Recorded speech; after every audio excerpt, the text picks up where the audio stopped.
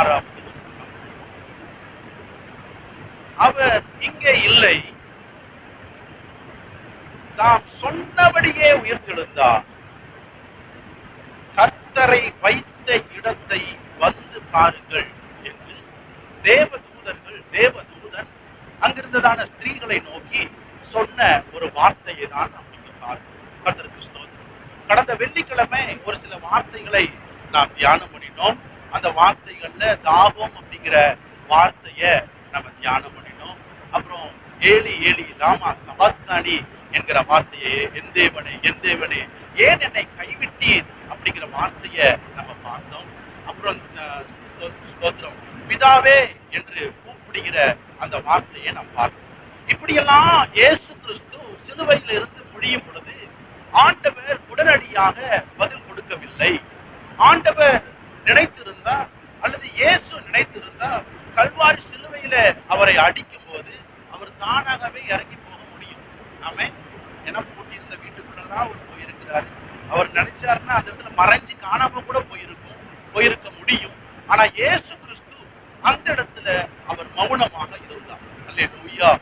இன்னைக்கு கொஞ்சம் ஆவிக்குரிய கொஞ்சம் டீப்பா இந்த வார்த்தைகளை நான் கர்த்தர் சொன்னதுனால என்னுடைய சிந்தையில போட்ட வார்த்தைகளை உங்களிடத்துல நான் பகிர்ந்து கொள்றேன். சில நேரத்துல நம்ம எவ்வளவுதான் ஜெபம் பண்ணினாலும், வேண்டினாலும், கண்ணீர் வடித்தாலும், உபவாசம் போட்டாலும் நமக்கு பதில் கிடைக்காது. இயேசு கிறிஸ்துவும் பிதாவை நோக்கி கெஞ்சுறாரு, கூப்பிடுறாரு, கேட்கிறாரு. ஆனா பதில் எதுவுமே வரல.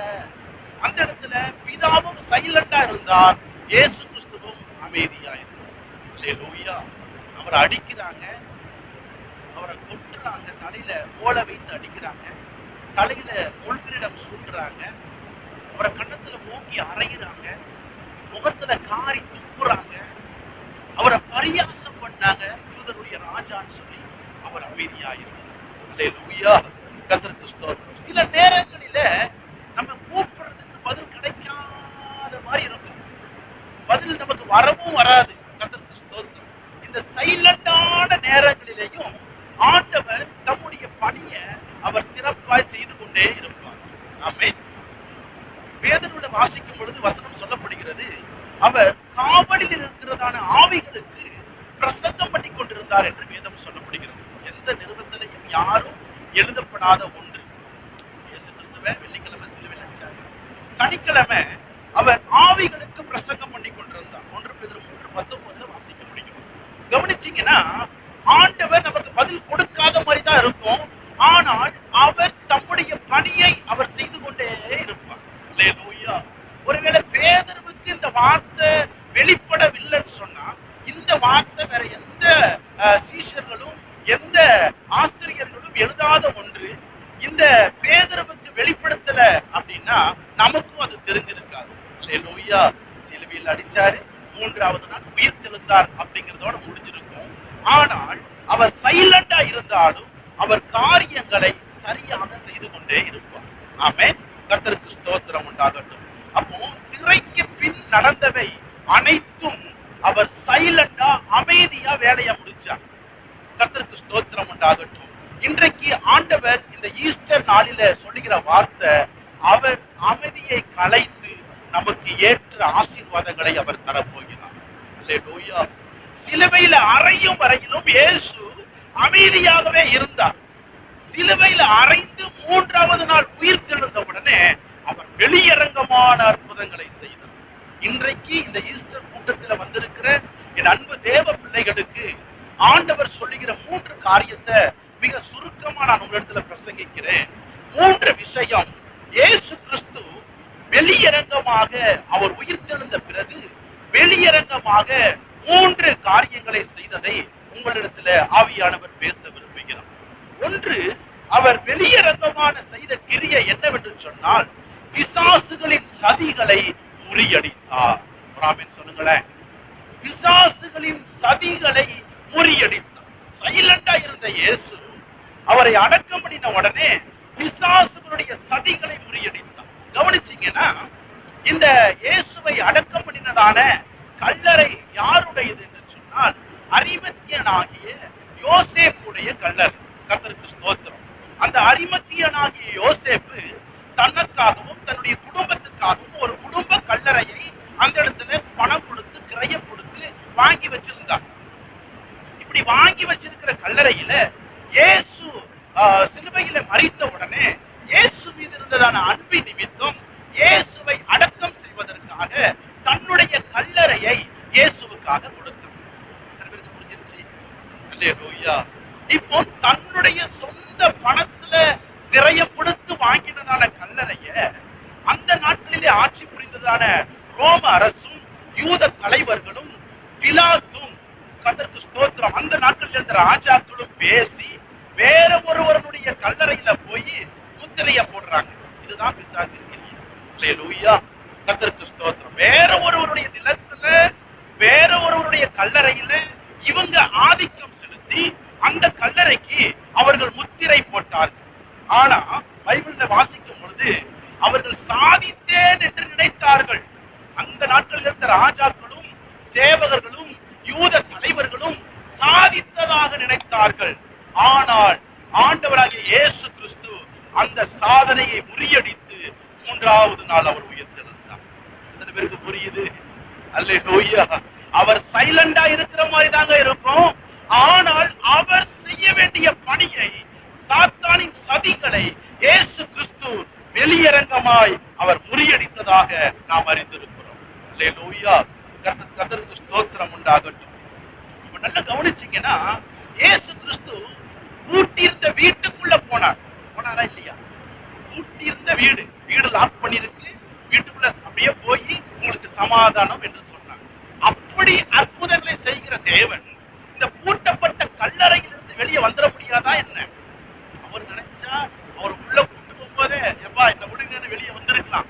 ஆனா ஆண்டவர் சைலண்டா இருந்தார். காலமும் நேரமும் வந்த பொழுது இயேசு உயிரோடு வந்தார். அல்லேலூயா. அப்போ சாத்தானும் பிசாசும் மனுஷர்களும் நம்மை வீழ்த்தலாம் என்று பல சதி திட்டங்களை தீட்டலாம். ஆனால் ஜெய கிறிஸ்து நம்மோடு கூட இருக்கும் பொழுது அந்த பிசாசின் சதிகளை அவர் முறியடித்து நம்மை அவர் ஆசீர்வதிக்க அவர் நல்லவராய் இருக்கிறார். அல்லேலூயா. அல்லேலூயா. கர்த்தருக்கு ஸ்தோத்திரம் உண்டாகட்டும். கல் புரட்டப்பட்டதற்கான காரணம் என்ன தெரியுமா? ஒருவேளை கல்ல அப்படியே இருந்திருக்கலாம், இவர் உயிர்த்தெழுந்து அப்படியே போயிருந்திருக்கலாம். முடியும். ஏன் கல் புரட்டப்பட்டது அப்படின்னு சொன்னா, வெளியே இருக்கிறவர்கள் அந்த சீஷர்கள், மரியாள், அங்க இருக்கிறதான சீஷர்கள் எல்லாம், ஜனங்கள் எல்லாம் போய் உள்ள போய் அதை பார்க்கணும், பார்த்து விசுவாசிக்கணும் அப்படிங்கிறதுக்காக தான் கல் புரட்டப்பட்டது. அல்லேலூயா. இன்றைக்கு இந்த உயிர்த்தெழுந்த ஞாயிற்றுக்கிழமை முதல் காரியமாக ஆண்டவர் சொல்ற வார்த்தை, உங்களுக்கும் எனக்கும் சதித்திட்டங்கள் எவ்வளவு பிசாசு தீட்டினாலும் ஜெய கிறிஸ்து நமக்கு ஜெயம் கொடுப்பார். அல்லேலூயா. கர்த்தருக்கு ஸ்தோத்திரம். இந்த கல்லறையை பூட்டு போட்டு சீல் வைத்து காவல் காத்தார்கள். அந்த காவலாளிகள் அல்லது அந்த சேவகர்கள், அந்த தேவ தூதன் வந்து அங்க நின்ன உடனே அவர்கள் எல்லாம் மயக்கம் அடைஞ்சு கீழே விழுந்துட்டாங்க. அல்லேலூயா. சாதாரணமான ஆட்களை கொண்டு போய் அங்க போய் இயேசுவின் கல்லறையை பாதுகாப்புக்கு வச்சிருக்க மாட்டாங்க. ஏன்னா அந்த நாட்களிலே இயேசுவை போய் அடக்கம் பண்ணப்படும் போது எல்லாரும் நினைச்சிட்டு இருந்தது, சீஷர்கள் எல்லாம் வந்து இரவோடு இரவாக அவரை தூக்கிட்டு போயிடுவாங்க. ஏன்னா தூக்கிட்டு போய் மூன்றாவது நாள் உயிர்த்தெழுவேன்னு சொல்லியிருக்கிறாரு. அப்ப தூக்கிட்டு போன உடனே மூணாவது நாள் உயிர்த்தெழுந்துட்டாங்கன்னு மற்றவங்க எல்லாம் நம்ப வைப்பாங்க அப்படின்னு சொல்லி நல்ல தைரியமான சேவகர்களை தான் அங்க நிறுத்தி வச்சிருந்தாங்க. அல்லேலூயா. நல்ல யாரும் தொடாதபடி நல்ல என்னது அம்பு சண்டையா, வில் சண்டை, ஈட்டி சண்டை போடுற நல்ல வீரர்களை தான் அங்க நிறுத்தி வைத்திருப்பாங்க. ஆனா அவர்கள் மயக்கம் அடைந்து விழுந்தார்கள். ஆண்டவரை நீங்களும் நானும் ஒருவேளை நினைக்கலாம், நம்முடைய ஜெபம் கேட்கப்படல, என் விண்ணப்பம் கேட்கப்படல, என் உபவாசம் கேட்கப்படல, எனக்கு இன்னும் பதில் வரல அப்படின்னு நீங்க நினைக்காதீங்க. உங்களுக்கான ஆயத்த பணியை ஆண்டவர் செய்து கொண்டிருக்கிறார். நான் சொல்றேன், விசுவாசத்தோடு சொல்றேன், இந்த கூட்டம் முடிந்து போகும் பொழுது நீங்கள் எதிர்பார்த்த ஆசீர்வாதங்களை பெற்றுக் கொள்வீர்கள். அல்லேலூயா. கர்த்தருக்கு ஸ்தோத்திரம் உண்டாகட்டும். அப்ப இயேசு ஒரு மனிதன் அல்ல, அவர் ஒரு தெய்வீகம் என்பதை அந்த சேவகர்கள் புரிந்து கொண்டார்கள். நல்ல கவனிச்சீங்கன்னா இயேசு உயிர்த்தெழுந்த உடனே கல்லறை திறக்கப்பட்டாயிற்று. சேவகர்கள் எல்லாம் பார்க்கிறாங்க. பார்த்த உடனே இவங்க என்ன பண்றாங்கன்னா, மயக்கம் தெளிந்த உடனே இயேசு உயிர்த்தெழுந்துட்டா, இவங்க ஓடி போறாங்க.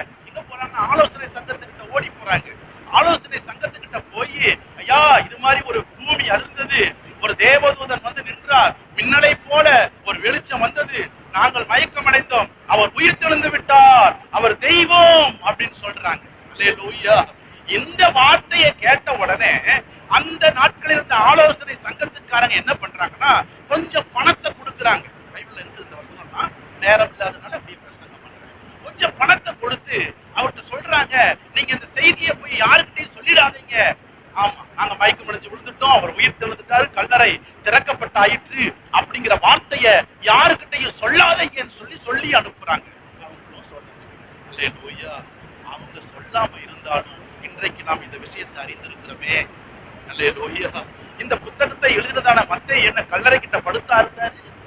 அல்லது இந்த மத்தேயு அந்த நடந்த சம்பவத்தை எல்லாம் பார்த்துக்கிட்டா இருந்தாரு? கிடையாது. அல்லேலூயா. ஆவியானுடைய ஒத்தாசையின் பிரகாரம் அந்த நாட்களில் என்ன நடந்தது என்பதை மத்தேயுவை கொண்டு ஆண்டவர் நமக்கு வெளிப்படுத்தினார். முதல் விஷயம், பிசாசு நமக்கு என்ன சதித்திட்டங்கள் போட்டாலும் ஆண்டவருடைய பிள்ளைகள் நமக்கு ஆண்டவர் ஒரு ஜெயத்தை கொடுத்து கொண்டே இருக்கிறார். ஒரு வெற்றி கிடைச்சுக்கிட்டே இருக்கும். அல்லேலூயா. கர்த்தருடைய நாமத்திற்கு மகிமை உண்டாகட்டும். பிசாசு நமக்கு போடுற பிளான் அல்ல. அநேக உதாரணங்கள் இருக்கு.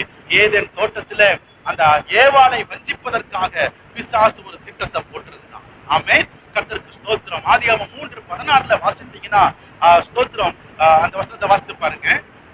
உன் வித்துக்கும் அவள் வித்துக்கும் பகை உண்டாக்குவே. அல்லேலூயா. சரி, கவனிங்க. கர்த்தருக்கு ஸ்தோத்திரம் உண்டாகட்டும். ஆண்டவர் சொல்றாரு, அவன் குதிகாலை நசுக்குவான். அல்லேலூயா. அப்ப பிசாசின் தலைய நசுக்கி இன்றைக்கு உங்களுக்கும் எனக்கும் ஒரு ஜெயத்தை ஆண்டவர் கொடுத்திருக்கிறார். அது கொடுத்ததுனாலதான் மூத்த தலைவர்களை ஆண்டவர் எழுப்பினார். ஆபிரகாம், நோவா, மோசே, எப்தா, கர்த்தருக்கு ஸ்தோத்திரம், ஜோசுவா, இப்படின்னு பல தலைவர்களை ஆண்டவர் எழுப்பினார். அத்தனை தலைவர்களுக்கும் பல போராட்டங்கள் இருந்தது. ஆனாலும் பிசாசின் சதிகளை ஆண்டவர் முறித்தெறிந்தார். அல்லேலூயா. கர்த்தருக்கு ஸ்தோத்திரம். ஆமான் 127 நாட்டு யூதர்களை அழிக்கணும்னு சொல்லி பிளான் பண்ணான்.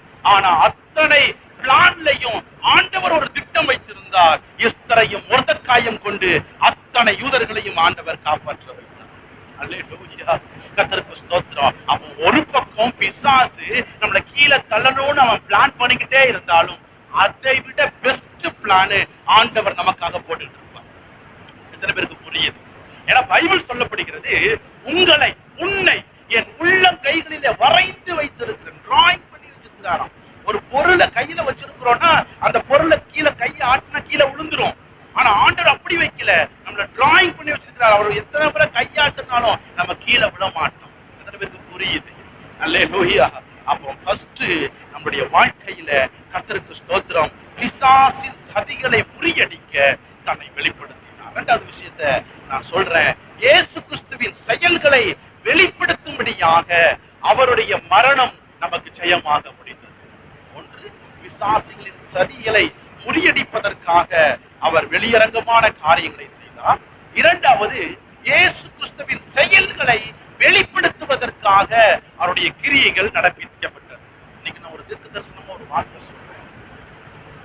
உங்கள் வாழ்க்கையில அல்லது என் வாழ்க்கையில வெளியரங்கமான ஆசீர்வாதத்தை இன்னும் நான் பார்க்கவே முடியல பிரதர் அப்படின்னா, கர்த்தர் சொல்றார், இந்த 2025 ஈஸ்டர் ஆராதனை முடிந்து நீங்கள் கடந்து போகும் பொழுது வெளியரங்கமான ஒரு ஆசீர்வாதத்தை பார்க்க போறீங்க.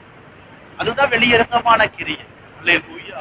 இயேசு கிறிஸ்து அத்தனை நாட்கள் அவர் சைலண்டா இருந்தாலும் இந்த நாட்களிலே அவர் வெளியரங்கமான சில காரியங்களை அவர் வெளிப்படுத்தினார். மத்தேயு 27 66வது வசனம் சொல்லப்படுகிறது, அந்த கல்லறைக்கு அவர்கள் என்ன பண்ணாங்கன்னா சீல் வைத்தார்கள். அவர்கள் போய் கல்லுக்கு முத்திரை போட்டு காவல் வைத்து கல்லறையை என்ன பண்ணினாங்களாம்?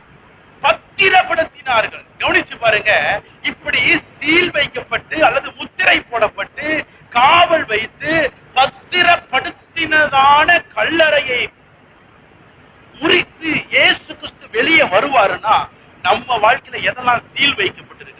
கடனால ஒருவேளை நம்ம முத்திரை போடப்பட்டிருக்கிறோமா?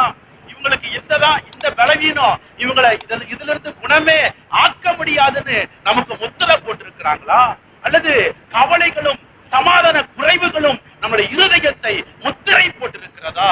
அன்றைக்கு அந்த முத்திரையை உடைத்தெறிந்து வெளியே வந்த இயேசு கிறிஸ்து இன்றைக்கு நம்முடைய கவலைகளையும் துக்கங்களையும் அவர் உடைத்தெறிய அவர் நல்லவராய் இருக்கிறார். அல்லேலூயா. இதுதான் வெளியரங்கமான ஒரு பதில். கர்த்தருக்கு ஸ்தோத்திரம். அந்த 28வது அதிகாரத்தை வீட்டுல போய் வாசித்து பாருங்க. வாசித்து பார்த்தீங்கன்னா அங்க ஒரு சில சம்பவங்கள் எல்லாம் சொல்லப்படும். ஆண்டவர் அந்த கல்லறை தோட்டத்தை, அந்த பூமியை ஒரு குலுக்குனார். அல்லேலூயா. இப்போ வரத்தூர்ல ஒரு 10 ஏக்கர் இடம் வாங்கிட்டேன். ஆமீன் சொல்லுங்க. 10 ஏக்கர் இடம் வாங்கிட்டேன். 10 ஏக்கர் இடத்த இன்னும் கொஞ்சம் கூடுதலாவே சொல்ல, ஒரு 50 ஏக்கர் இடம் வாங்கிட்டேன். அந்த இடத்த கிரயம் கொடுத்து நான் வாங்கியிருக்கிறேன், பணம் கொடுத்து நான் வாங்கியிருக்கிறேன். அதனுடைய செலவுகள் எல்லாம் நானே என்னுடைய முழு பணத்தை கொடுத்து நான் செஞ்சிருக்கிறேன். இப்ப அந்த நிலம் யாருக்குரியது?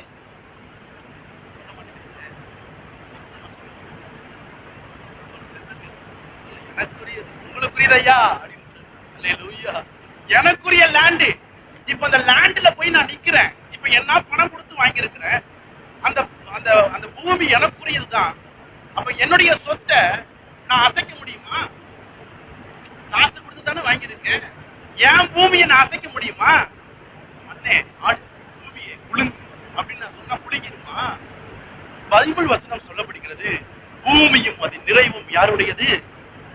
ஆண்டவர் அந்த அந்த ஸ்தோத்திரம் இடத்துல இருக்கிற எல்லா இடத்தையும் அசைத்ததாக சொல்லப்படல. அந்த கல்லறை தோட்டத்தை ஆண்டவர் அசைத்தவர். அசைத்த உடனே என்ன நடந்தது? அந்த சீல் முத்திரை போடப்பட்டிருந்ததான, காக்கப்பட்டிருந்ததான ஸ்தோத்திரம் அந்த கல்லறை திறக்கப்பட்டது. அல்லேலூயா. இன்னைக்கு ஆண்டவர் உங்களுக்கு வெளியரங்கமான ஒரு அற்புதத்தை செய்ய அவர் துடித்துக் கொண்டிருக்கிறார். ஒருவேளை இதுவரைக்கும் நீங்கள் காணாத ஒரு நன்மையை ஆண்டவர் உங்களுடைய கண்கள் காணும்படி செய்ய இயேசு விரும்பிக் கொண்டிருக்கிறார். இதுவரைக்கும் நீங்கள் தடைப்பட்ட நன்மைகளை உங்கள் கரத்துல கொடுக்க ஆண்டவர் விரும்பிக் கொண்டிருக்கிறார். பூமியும் அதன் நிறைவும் கர்த்தருடையது. அந்த கல்லறையை ஆண்டவர் அசைத்த உடனே கர்த்தருக்கு ஸ்தோத்திரம் உண்டாகட்டும். அந்த கல்லறையில வைக்கப்பட்டிருந்த கல் புரட்டி தள்ளப்பட்டதாம். இன்னைக்கு உங்க வாழ்க்கையில, என் வாழ்க்கையில எந்த கல் உங்களுக்கு முன்னாடி நின்றுட்டு இருக்கு? ஸ்தோத்திரம். சொந்தமா இருக்கலாம், பந்தமா இருக்கலாம், உறவா இருக்கலாம், நண்பரா இருக்கலாம், பணமா இருக்கலாம், பதவியா இருக்கலாம், படிப்பா இருக்கலாம். ஏதோ ஒரு காரியம் உங்க ஆசீர்வாதத்தை தடை பண்ணிக்கிட்டு இருக்கலாம். இன்னைக்கு ஆண்டவர் சொல்றார், வெளியரங்கமாய் அந்த ஆசீர்வாதத்தை தடை பண்ணுகிற கல்லை நான் புரட்டி போட போகிறேன். அல்லேலூயா. பூமி அதிர்ந்தது, உடனே கல்லறை திறக்கப்பட்டாய். பைபிள் அநேக உதாரணங்கள் நம்ம சொல்லிக்கிட்டே இருக்கலாம். எலியா சூரஜ் செடிக்கடியில போய் படுத்திருக்கிறார். படுத்து ஸ்தோத்திரம் என்னை எடுத்துக்கொள்ளுன்னு சொல்றாரு. அப்போ தேவதூதன் வந்து கொஞ்சம் அப்பமும் தண்ணியும் கொடுத்து சாப்பிட்டு நீ போக வேண்டிய பயணம் வெகு தூரம் அப்படின்னு சொல்றாரு. அதை சாப்பிட்ட உடனே 40 நாள் பயணித்து போனார். பயணித்து போனோடனே கீழே உள்ள வசனங்கள் எல்லாம் சொல்லப்பட்டிருக்கிறது. கர்த்தருக்கு ஸ்தோத்திரம் உண்டாகட்டும். 2 ராஜாக்கள் 19ஆம் அதிகாரம் 8-11 வரைக்கும் வாசிக்க வேண்டும். அப்போ அங்க சொல்லப்படுகிறது, இவர் சாப்பிட்டு போன உடனே 40 நாள் முடிந்த பிறகு இவர் எங்க போய் உட்கார்ந்து இருக்கிறார்? ஒரு குகைக்குள்ள உட்கார்ந்து இருக்கிறார். எலியா ஆண்டவர் சொல்லி அனுப்பிட்டார். ஆனா இப்ப குகைக்குள்ள உட்கார்ந்து இருக்கிறார். தேவதூதன் வந்து, எப்பா இப்பதானே உனக்கு ஸ்தோத்திரம் அந்த அடைய கொடுத்தேன், தண்ணீரை கொடுத்தேன், சாப்பிட்டு சந்தோஷமா தானே நடந்து வந்த, மறுபடியும் ஏன் ஒளிஞ்சுக்கிட்டு இருக்கிற அப்படின்னு கேட்கும் போது அவர் சொன்னாராமா, அந்த எசபேல் என்ன கொல்ல தீவிரித்துக் கொண்டிருக்கிறேன். எங்க கூட இருக்கிற தீர்க்கதரிசிகள் எல்லாம் வெட்டி கொன்னுட்டாங்க, நான் ஒருவன் மாத்திரம் தான் மீந்து இருக்கிறேன் அப்படின்னு சொன்னார். ஆண்டவர் சொன்னாரா, நீ ஏயா இன்னும் இங்க உட்கார்ந்து இருக்கிற, கிளம்பியா அப்படின்னு. புகையை விட்டு வெளியே வந்த உடனே பைபிள் சொல்லப்படுகிறது, ஒரு பெரிய பூமி எதிர்ச்சி உண்டானது. அல்லேலூயா. ஒருவேளை எலியா அந்த குகைக்குள்ளேயே உட்கார வச்சு பூமியை அசைச்சிருந்தாருன்னா எலியா மர்கையா? எத்தனை பேருக்கு புரியுது? அல்லேலூயா. ஆண்டவர் நம்மளை கொல்ல மாட்டாரு. ஆமென். அவர் நமக்கு ஜீவன் கொடுக்கிறவர். பிசாசு நம்மளை வீழ்த்துற மாதிரி தான் இருக்கும். ஸ்தோத்திரம். கடன் பாரம் நம்மை வீழ்த்துற மாதிரி தான் இருக்கும். வியாதி நம்மை வீழ்த்துற மாதிரி தான் இருக்கும். எதிரிகளுடைய தாக்கங்கள் நம்மை வீழ்த்துகிற மாதிரி தான் இருக்கும். ஆனா சர்வ வல்லமையுள்ள தேவன் இன்றைக்கு உங்களுக்கும் எனக்கும் அவர் வெளியரங்கமாய் பதில் கொடுக்க நல்லவராய் இருக்கிறார். அல்லேலூயா. கர்த்தருக்கு ஸ்தோத்திரம். புதிய ஏற்பாட்டுல நாம் அறிந்திருக்கிறோம், பேதுருவை சிறைச்சாலையில கொண்டு போய் வச்சுட்டாங்க. சுவிசேஷத்து நிமித்தம் 4 வாசற்கட்டங்கள். கர்த்தருக்கு ஒரு வாசற்படிக்கு 2 பேரு, அப்படி 4 வாசற்படியில ஏறக்குறைய 16 பேர் நின்றுட்டு இருக்கிறாங்க. இப்போ பேதுருவை கட்டி வைத்திருக்கிறாங்க. அங்க பைபிள் சொல்லப்படுகிறது, பூமியெல்லாம் அசையல. தேவதூதன் அந்த சிறைச்சாலைக்குள்ள வரா, பேதுருவை தொடுறான். தொட்ட உடனே அவன் எழுந்துக்கிறான். எழுந்த உடனே ஒரு அசைவு உண்டாகிறது. ஸ்தோத்திரம். எல்லா கதவுகளும் சென்சார் கதவு மாதிரி ஆட்டாம்பட்டிக்கா திறந்துச்சான். அல்லேலூயா. இன்னைக்கு நான் சொல்றேன், பரிசுத்த ஆவியானுடைய ஒத்தாசையின் பிரகாரம் சொல்லுகிறேன், உங்கள் வாழ்க்கையில, என் வாழ்க்கையில அடைக்கப்பட்ட வாசல்களை ஆண்டவர் திறக்க போகிறார். அல்லேலூயா. இந்த ஈஸ்டர் நன்னாளில நல்ல வார்த்தையை உங்களுக்கு ஆண்டவர் கொடுக்கிறார். எந்த வாசலெல்லாம் அடைக்கப்பட்டிருக்கிறது. வெளிப்படுத்துற விசேஷம் 3ஆம் அதிகாரம் 7வது வசனத்தை நீங்க வாசித்து பார்த்தீங்கன்னா, திறக்க கூடாதபடி பூட்டுகிறவர், பூட்ட கூடாதபடி திறக்கிறவர், அப்படிப்பட்ட தேவன் நம்மோடு கூட இருக்கிறார். அல்லேலூயா. கர்த்தருக்கு ஸ்தோத்திரம். சேவர்கள் சீஷருக்கு நேராய் அவங்க எதிர்த்து நிற்கல. நீங்க நல்லா புரிஞ்சுக்கிட்டீங்கன்னா என்ன கவனிங்க. இந்த சேவர்கள் காத்துக்கிட்டு இருந்தாங்களே, அவங்க சீஷர்களுக்கு விரோதமாக எதிர்த்து நிற்கல. அங்க இருக்கிற அந்த பாணியை பாத்தீங்கன்னா சீஷர்கள் வந்து தூக்கிட்டு போயிடுவாங்கன்னு தான் அவங்க இருந்தாங்க. புரியுது, சீஷர்கள் வந்து இயேசுவை கொண்டு போயிடுவாங்க அப்படிதான் இருந்தாங்க. ஆனால் சீஷர்கள் எதிர்த்தது யாருன்னா சர்வ வல்லமையுள்ள ஆண்டவரை எதிர்த்தாங்க. இத்தனை பேருக்கு புரியுது, ஆண்டவரை எதிர்க்கிறாங்க. இன்னைக்கு ஆண்டவர் சொல்றார், உங்களை துடிக்கிறவன் என் கண்மணியை துடிக்கிறான். அப்ப உங்களுக்கு விரோதமா யாரு பேசினாலும் முறைச்சாலும் உங்களை கீழே தள்ளணும்னு நினைச்சாலும் நம்ம நினைக்கணும், எனக்கு விரோதமா அவங்க நிக்கல, என் தேவனுக்கு விரோதமாக நினைக்கிறாங்க. எத்தனை பேருக்கு புரியுது? சீஷர்களுக்கு விரோதமாகத்தான் அந்த சேவர்கள் எதிர்த்தாங்க. ஆனால் ஆண்டவருக்கு தெரியும், அவங்க சீஷர்களுக்கு விரோதமா எதிர்க்கல, எனக்கு விரோதமா எதிர்த்து கொண்டிருக்கிறார். கண்பானவர்களே, தேவ பிள்ளைகளே, உங்களுக்கும் எனக்கும் எப்படிப்பட்டதான பாடுகள் வந்தாலும் ஒன்றே ஒண்ணு மட்டும் செய்யணும், தேவ சமூகத்துல உட்கார்ந்து சண்டைக்கு போவாங்க. எதையும் கேட்காதீங்க, சைலண்டா இருந்துருங்க. கர்த்தர் இன்றைக்கு உங்களுக்கும் எனக்கும் எழுப்புகிற ஆயுதங்களை வாய்க்காமல் போக செய்வார். அல்லேலூயா. கர்த்தருக்கு ஸ்தோத்திரம். இரண்டாவது விஷயமாக இயேசு கிறிஸ்துவின் செயல்களை அவர் வெளிப்படுத்தினார். கிரியைகளின் மூலமாக அவர் தன்னை வெளிப்படுத்தினார். மூன்றாவது விஷயமாக கர்த்தருக்கு ஸ்தோத்திரம், சீஷர்களின் விசுவாசம் பலப்படுவதற்காக அவர் தம்மை வெளிப்படுத்தினார். 3 விஷயம் சொல்லியிருக்கிறேன். ஒன்று என்ன சொன்னேன்? பிசாசின் சதியை முறியடிக்க. பிசாசின் சதி யாருன்னு சொல்லி நம்ம பார்த்தோம். இந்த சேவகர்கள், யூத தலைவர்கள், ரோமர்கள், ரோம ஆட்சியில் இருந்தவர்கள், இவர்கள் எல்லாம் பிசாசின் சதிகளை போட்டாங்க. அத்தனை சதிகளையும் ஆண்டவர் செய்திருக்கிறார். இரண்டாவது, இயேசு கிறிஸ்துவின் செயல்களிலே அவர் கிரியைகளையே தன்னை வெளிப்படுத்தி பூமியை அதிர பண்ணி ஒரு தேவதூதனை அனுப்பி ஒரு மின்னலை வர வச்சு சேவர்கள் எல்லாம் மயங்கி கீழே விழ வச்சு இயேசு கிறிஸ்து உயிர்த்தெழுந்தார். மூன்றாவது அவர் வெளிப்பட்ட காரியம் என்னவென்று சொன்னால், சீஷர்களின் விசுவாசம் பலப்படுவதற்காக தன்னை அவர் வெளிப்படுத்தார். அல்லேலூயா. யோவான்ல வாஸ்து பார்த்தீங்கன்னா, மரியாள் ஓடி போறான். ஓடி போய் ஞாயிற்றுக்கிழமை அதிகாலையிலே ஓடி போய் இயேசு அங்க போய் பார்க்கிறான். ஒரு தேவதூதன் வந்து நிற்கிறான். இந்த தேவதூதனை பார்த்ததும் மரியாள் சொல்றாங்க, கர்த்தருக்கு ஸ்தோத்திரம் உண்டாகட்டும். மரியாளை பார்த்து தேவதூதன் சொல்லுகிறார், நீங்க யாரை தேடுறீங்க? அவர் இங்க இல்ல. அல்லேலூயா. அப்ப அவங்க சோர்ந்து போயிடுறாங்க. உள்ள போய் தேடுறாங்க. அங்க இயேசுவின் வஸ்திரங்கள் மாத்திரம் தான் இருக்கு, இயேசு அங்க இல்ல. உடனே மரியாள் ஓடி போறான். ஓடி போய் சீஷர்கள்ட்ட சொல்றான். சீஷர்கள்ட்ட சொன்னமே சீஷர்கள் நம்பல. அல்லேலூயா. கொஞ்சம் பேர் என்ன பண்ணாங்கன்னா, இயேசு வீட்டில் இருந்த உடனே பழைய வேலைக்கே திரும்பி போயிட்டாங்க. மறுபடியும் போட்டுக்கு போயிட்டாங்க, கடலுக்கு போயிட்டாங்க. நம்ம 3 வேளை சோறு கிடைச்சிச்சு, நம்ம சந்தோஷமா இருந்தோம், இப்ப அதெல்லாம் முடிஞ்சு போச்சு, பழைய வேலைக்கே போயிடலாம், இயேசுவே இல்லையே அப்படின்னு சொல்லி போயிட்டாங்க. ஆனா அவருடைய விசுவாசத்தை பலப்படுத்துவதற்காக மரியாளுக்கு தன்னை காண்பித்தார். அப்பதான் அந்த மரியாள் சொல்றாங்க, அவரை தோட்டக்காரர் என்று எண்ணினார். அல்லேலூயா. அப்ப மரியாளுக்கு தன்னை வெளிப்படுத்தினார். இரண்டாவது, எம்மாவூர் சீஷர்கள் நடந்து போறாங்க. மச்சான், மாமா எப்படி பேசிட்டு போனாங்க தெரியல. அவங்க பேசிட்டு போகும்போது சொல்லிட்டு போயிருப்பாங்க, நமக்கு ஸ்தோத்திரம் 3 வேளை நல்ல சோறு கிடைச்சிச்சே, ஏசப்பா கூடயே படுத்துக்கிட்டோமே, ஏசப்பா எங்கெல்லாம் எந்த ஊருக்கெல்லாம் போறாரோ அவரு கூடயே நம்ம டிராவல் பண்ணிக்கிட்டு இருந்தோமே, இப்ப அவர் போயிட்டாரு அப்படின்னு பேசிக்கிட்டு போய்கிட்டே இருக்கும்போது அவர்கள் நடுவே இயேசு வந்து தோள் மேல கையை போட்டு அவர் நடந்து போனார். அல்லேலூயா. அப்போ அவர்கள் அதை பார்த்து விசுவாசித்தார்கள். அவருடைய விசுவாசம் பலப்பட்டது. ஆமென் சொல்லுங்களேன். அடுத்ததாக நமக்கு நல்லா தெரியும், பூட்டி இருந்த வீட்டுக்குள்ள சீஷர்கள் எல்லாம் பயந்து போயிருக்கிறாங்க. அடுத்து சிக்கனா நம்மளதான் முடிச்சு போடுவாங்க, நம்மளுடைய வாழ்க்கையை தான் அவங்க முடிக்க போறாங்க, இயேசுக்கு அடுத்து நம்மளதான் கொல்ல போறாங்க அப்படிங்கிற பயத்தோடு கூட இருந்த சீஷர்கள் இடத்துல இயேசு வந்து நின்று சொன்னார், உங்களுக்கு சமாதானம். எத்தனை பேர் இயேசு உயிர்த்தெழுந்ததை நம்புகிறீர்கள்? இயேசு ஜீவிக்கிறார் என்று எத்தனை பேர் நம்புகிறீர்கள்? ஹல்லேலூயா. கர்த்தருக்கு ஸ்தோத்திரம். தங்களை வெளிப்படுத்தும் பொழுது அத்தனை சீஷர்கள் மத்தியிலையும் தோமா இல்ல. தோமா டிஃபன் வாங்க போனாரோ எங்க போனாரோ தோமா அங்க காணும். அப்ப சீஷர்கள்லாம் பார்த்து அவரை நம்பி இருக்கும் போது இயேசு அங்கிருந்து கடந்து போகிறார். இப்ப தோமா எங்க போனாருன்னு தெரியல, ஓடி வந்து பாக்குறாரு.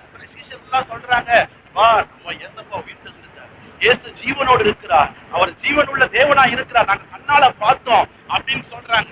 தோமா சொல்றாரு, எப்பா நீங்க எல்லாம் பாத்தீங்க, நான் பார்க்கலையே. உண்மைதானே, அவர் சொல்ற மேல தப்பே கிடையாது, அவர் விசுவாசம் பலம் உள்ளது. ஆகையால் தான் நம்முடைய ஸ்தோத்திரம் தமிழகத்துல வந்து அவர் மரித்து விசுவாசம் நல்ல பலம் உள்ளது. பார்த்தாதான் நம்புவேன்றார். ஆமென் சொல்லுங்களேன். கர்த்தருக்கு ஸ்தோத்திரம். நான் பார்த்தாதான் ஆண்டவரை நம்புவேன். அவங்க நீங்க அவருடைய கிரியை, அவருடைய ஸ்தோத்திரம், அவருடைய விழாவை நான் தொட்டு பார்க்கணும், கையை நான் தொட்டு பார்க்கணும், அப்பந்தான் நம்புவேன்றாரு. ஆண்டவர் இயேசுவை பார்க்கிறாரு, எப்பா நீ உன் விசுவாசம் பெருசுப்பா, உனக்கும் என்னை நான் வெளிப்படுத்துகிறேன் என்று தோமாவுக்கு முன்பாக வந்து தன்னை அவர் வெளிப்படுத்தினார். தோமா தொட்டு பார்க்கிறாரு, அடிச்ச ஆணியுடைய காயங்கள், விழாவில் இருக்கிற காயங்கள் எல்லாம் பார்த்ததுமே நீங்க தான்ப்பா உயிர் தெழுந்திருக்கிறீங்கன்னு அவர் சொன்னார். அல்லேலூயா. அப்போ சோர்ந்து போன அந்த சீஷர்களுடைய விசுவாசத்தை ஆண்டவர் தட்டி எழுப்பினார். எனக்கு அன்பானவர்களே, மூன்றாவது விஷயமாக சீஷர்களின் விசுவாசத்தை ஆண்டவர் பலப்படுத்தினார். இன்றைக்கு ஆண்டவர் சொல்றார், நம்முடைய விசுவாசம் மகா பெரியது. அல்லேலூயா. ஆகையால் வர்ஷிப் அந்த வசனத்தை வாசித்தோம். யூதா எழுதினதை நிருபத்துல வாசிக்கும் பொழுது நம்முடைய விசுவாசம் மகா பெரிய விசுவாசம், மகா பரிசுத்தமான விசுவாசம் என்று வேதம் சொல்லப்படுகிறது. விசுவாசத்துல சற்றும் தோய்ந்து போயிடாதீங்க. விசுவாசத்தை நாளுக்கு நாள் நம்ம ஸ்தோத்திரம் எழுப்புவோம், கர்த்தருக்கு ஸ்தோத்திரம் எழுப்பி கட்டுவோம். ஆண்டவர் நம்மோடு கூட இருக்கிறார். அல்லேலூயா. கர்த்தருக்கு ஸ்தோத்திரம். 27ஆம் அதிகாரம் 5-6 வசனங்களை வாசித்து பாருங்க.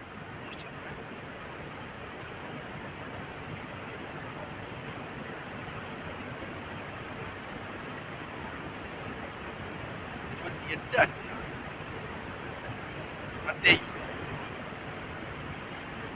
தூதன் அந்த ஸ்திரீகளை நோக்கி, நீங்கள் பயப்படாதிருங்கள், அறிவேன் அவர் இங்கே இல்லை, தாம் சொன்னபடியே உயிர் தெழுந்தார், கர்த்தரை வைத்த இடத்தை வந்து பார். இன்றைக்கு ஆண்டவர் சொல்ற வார்த்தை, அவர் இங்கே இல்லை. அல்லேலூயா. அவர் உயிரோடு எழுப்பியிருக்கிறார். கண்களை மூடுவோம், ஜெபம் பண்ணுவோம். இன்னைக்கு குழப்பமானவர்களுக்கு, குழம்பி போனவர்களுக்கு இயேசு கிறிஸ்து தம்மை வெளிப்படுத்தினார். 3 விஷயம். பிசாசின் சதிகளை அவர் முறியடிக்கப்படுவதற்காக தன்னை அவர் வெளிப்படுத்தினார். கர்த்தருக்கு ஸ்தோத்திரம். இயேசு கிறிஸ்துவின் செயல்களை வெளிப்படுத்தும்படியாக தன்னை அவர் வெளிப்படுத்தினார். 3வது, குழம்பி போன அந்த சீஷர்களுடைய விசுவாசம் பலப்படும்படியாக தன்னை அவர் வெளிப்படுத்தினார். ஒருவேளை இந்த ஈஸ்டர் ஆராதனையில பிசாசின் தொல்லைகளினால, சத்துருக்களின் தொல்லைகளினால, கர்த்தருக்கு ஸ்தோத்திரம், வன்கணினால, பொறாமையினால, எரிச்சலினால நம்ம குடும்பம் பாதிக்கப்படுதுன்னு சொன்னா, இன்றைக்கு ஆண்டவர் வெளியரங்கமாய் ஒரு ஜெயத்தை கொடுக்க இயேசு நல்லவராக இருக்கிறார். 2வது, எந்த காரியங்கள் எல்லாம் அடைக்கப்பட்டிருக்கிறதோ, தடுக்கப்பட்டிருக்கிறதோ, பூட்டப்பட்டிருக்கிறதோ, அல்லது கர்த்தருக்கு ஸ்தோத்திரம் சீல் வைக்கப்பட்டிருக்கிறதோ, அத்தனை விஷயங்களையும் உடைத்தெறிந்து இந்த ஈஸ்டர் நன்னாளிலே உங்களுக்கு வெளியரங்கமான ஆசீர்வாதங்களை கர்த்தர் கொடுக்க போகிறார். உங்கள் கண்கள் அதை பார்க்கும். நீங்க ஜெபித்து வேண்டின கர்த்தருக்கு ஸ்தோத்திரம் உண்டாகட்டும். கண்ணீர் வடித்து உபவாசித்த ஜெபங்களுக்கெல்லாம் பதில் வரலன்னு கலங்கி போய் நிக்கிறீங்களா? இந்த ஈஸ்டர் ஆராதனையில் ஆண்டவர் சொல்றார், இன்றைக்கே நான் உனக்கு வெளியரங்கமாய் ஒரு பலனை, ஒரு ஆசீர்வாதத்தை நான் கொடுக்க போறேன். ஒருவேளை விசுவாசத்துல நம்ம குறைந்து போய் இருப்போம் என்று சொன்னால், நம்ம விசுவாசத்தை ஆண்டவர் இந்த உயிர்த்தெழுந்த நாளிலே மீண்டும் பலப்பட செய்ய இயேசு நல்லவராயிருக்கிறார். உடைய பிள்ளைகளுக்காக நான் ஜெபிக்கிறேன். உடைய பிள்ளைகளுடைய விசுவாசம் இன்னும் அதிகரிக்கட்டும். அடைப்பட்ட, தடுக்கப்பட்ட ஆசீர்வாதங்கள் பிள்ளைகளுக்கு வந்து சேரட்டும். பிசாசின் தந்திரங்கள், அவருடைய ஆலோசனைகள் எல்லாம் இயேசுவின் நாமத்தினாலே அழிக்கப்படட்டும், மேன்மைப்படட்டும். இயேசுவின் நாமத்தினாலே பிதாவே, ஆமென்.